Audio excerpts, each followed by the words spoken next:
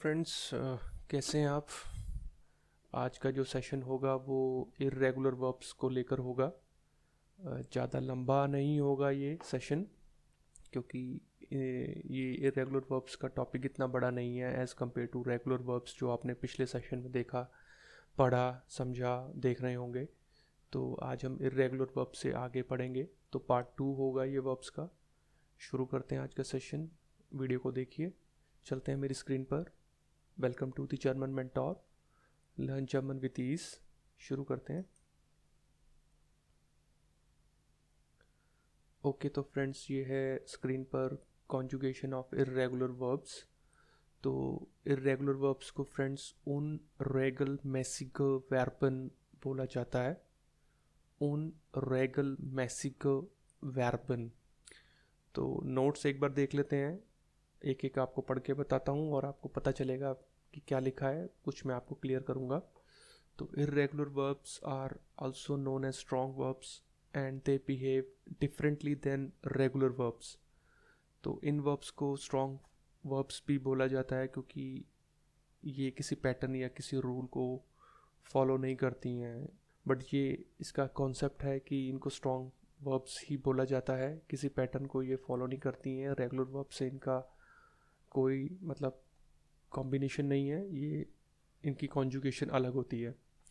तो they do not follow any pattern and rule in conjugation particular in do and RCS parts as compared to regular verbs। तो friends, ये चीज़ आपको ध्यान रखनी है कि irregular verbs में जो सब्जेक्ट होते हैं, जो मैं आपको बता चुका हूँ, इश टू RCS ये सब, तो irregular verbs में यही फ़र्क होता है कि जो do और RCS पार्ट होता है, सिर्फ इसी की कॉन्जुगेशन में फ़र्क होता है। बाकी सारा पैटर्न सेम होता है जो रेगुलर वर्ब्स में आप देख चुके हैं, मैं आपको बता चुका हूँ। तो वो कैसे होगा मैं अगली स्लाइड्स में कुछ एग्जांपल्स के साथ आपको बताऊंगा, क्लियर हो जाएगा आपको। और तीसरा जो नोट है वो ये कह रहा है कि these are the verbs where the vowel in stem part changes in one or more tenses possibly including present tense. तो इर्रेगुलर वर्ब्स में डू और RCS पार्ट में जो स्टेम पार्ट होता है, ई एन से पहले जो स्टेम पार्ट होता है उसमें वॉवल चेंजेस हो जाते हैं। वॉवल चेंजेस हो जाते हैं, यही सेंटेंस आपको बता रहा है। ये क्या चीज़ है, मैं अभी जब नेक्स्ट स्लाइड पे जाऊंगा तो आपको क्लियर हो जाएगा कि वॉवल चेंज हो जाता है स्टेम पार्ट में इर्रेगुलर वर्ब्स में डू और एसजीएस फॉर्म में। सीखते हैं क्या है ये चीज़, आगे चलते हैं, बढ़ते हैं आगे। अब देखिए, आपकी स्क्रीन पे एक स्लाइड है, कॉन्जुगेशन ऑफ इर्रेगुलर वर्ब्स उन रेगल मैसिग वर्बन। तो ये जो वाइट पोर्शन आप देख रहे हैं, इसमें लेफ्ट साइड पे तो सेम वही जो सब्जेक्ट हैं, इश टू RCS ये सब, और इसके साथ में जो है मैंने दो वर्ब्स का एग्जांपल लिया है। ऊपर रेगुलर और इर्रेगुलर वर्ब लिखा हुआ है। तो रेगुलर के नीचे कॉमन लिखा है। कॉमन एक रेगुलर वर्ब है जिसका मतलब होता है टू कम। इसकी कॉन्जुगेशन मैं आपको पहले भी बता चुका हूँ, बट यहाँ पर मैंने कंपैरिजन करने के लिए दोबारा ले लिया है ताकि आपको बहुत अच्छे से समझ में आए। और दूसरी तरफ है इर्रेगुलर वर्ब फारन, इसका मतलब होता है टू ट्रेवल, यात्रा करना। तो फारन एक इर्रेगुलर वर्ब है। अब देखिए कंपैरिजन कैसे होता है। जो इश है रेगुलर वर्ब और इर्रेगुलर वर्ब में, इसका पैटर्न सेम है जो मैंने आपको लास्ट सेशन में बताया था कि इश ये कहता है कि सिर्फ एन हटा दीजिए, बाकी एज इट इज़ रहेगा। तो इश कॉमा इश फार, ये तो सेम रहेगा।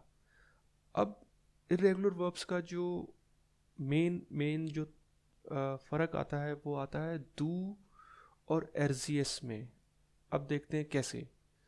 तो डू रेगुलर वर्ब में बनेगा कॉम्स्ट, लेकिन डू फारन में फास्ट नहीं बनेगा, ये फेस्ट बन जाएगा, फेस्ट। तो ये ही है फ़र्क कि यहाँ पे आ उमलाउट आ गया, ठीक है। तो जो स्टेम वाला मैंने आपको अभी पीछे एक पॉइंट बताया था कि डू और RCS में जो स्टेम पार्ट होता है उसमें वॉवल चेंज हो जाता है। तो देखिए यहाँ पर वॉवल चेंज हो गया, तो यहाँ पे आ की जगह आ उमलाउट लग गया। तो टू फर्स्ट बन गया। उसी तरीके से RCS की बात करें जिसमें कॉन्जुगेशन सेम होता है, तो कॉमन के केस में कॉम्ट है और फॉरेन के केस में फैट है। Fat, RCS fat. तो यहाँ पे भी वही सेम आपका वॉवल चेंज हो गया स्टेम पार्ट में, और नीचे जो पैटर्न है वो तो सेम ही है, उसमें कोई फ़र्क नहीं है। वियर तो मैंने आपको बताया था कि वो ये कहता है कि इन्फिनेटिव वर्ब के साथ ही मैं जाऊँगा प्योर फॉर्म, और ईयर जो मैंने आपको कहा था रेगुलर वर्ब वाला कि RCS वाला चलेगा मेरा जो कॉन्जुगेशन है। तो RCS इस केस में ले लीजिए रेगुलर वर्ब का, इरेगुलर केस में ईयर तो बनेगा कॉम्ट और ईयर बन जाएगा फार्ट। और जी तो दोनों ही केस में सेम है, इन्फिनेटिव फॉर्म यूज़ होगा प्योर फॉर्म। तो हम ये कह सकते हैं कि इर्रेगुलर वर्ब्स के केस में सिर्फ आपको डू और RCS पार्ट ही सीखना है, याद करना है। और ये जो चीज़ें मैंने आपको बताई हैं यही मैंने राइट साइड पे देखिए जो नोट में लिखा है इस सेक्शन में, कि जो पहला नोट है वो यही कह रहा है कि the conjugation of do and RCS in both types of verb is different with each other. तो डू और RCS में कॉन्जुगेशन अलग होता है, रेगुलर में अलग होगा, इरेगुलर में अलग होगा, ठीक है। और जो दूसरा नोट है वो ये कह रहा है but the conjugation rule of other subjects remain same in both verbs. तो इश, वियर, ईयर, जीजी, जो डू और RCS को छोड़ के जो बाकी के सब्जेक्ट हैं वो सेम रहेंगे, उनका पैटर्न सेम रहेगा जो रेगुलर वर्ब का होता है। और थर्ड नोट है all irregular verbs have to be learn by heart but only do and RCS form, rest all same. तो डू और RCS फॉर्म को ही आपने बाय हार्ट याद करना है जितनी भी इरेगुलर वर्ब्स हैं उसमें। अब चलिए चलते हैं आगे की स्लाइड में, देखते हैं वहाँ क्या है, कौन सी इन्फॉर्मेशन है आपके लिए। ओके तो फ्रेंड्स ये कुछ वर्ब्स हैं जो इरेगुलर वर्ब्स हैं, conjugation of irregular verbs, unregelmäßige Verben, some other irregular verbs। तो ये आपके नॉलेज के लिए है, आपकी वोकेबलरी के लिए है, तो इसको आप एज इट इज़ याद कर सकते हैं। बट एक आपको यहाँ नोटिस करना है, जो सबसे लास्ट वर्ब मैंने लिखी है लिसन टू लर्न। अब इसमें देखिए जो डू RCS है ये इनके स्पेलिंग सेम है, तो टू लीस्ट, एर लीस्ट, जी लीस्ट, एस लीस्ट। तो ये एक एक्सेप्शन है, ये आपको लेजन वर्ब के अंदर ऐसे ही याद करना पड़ेगा। और अब चलते हैं आगे, देखते हैं क्या है अलग से इंफॉर्मेशन।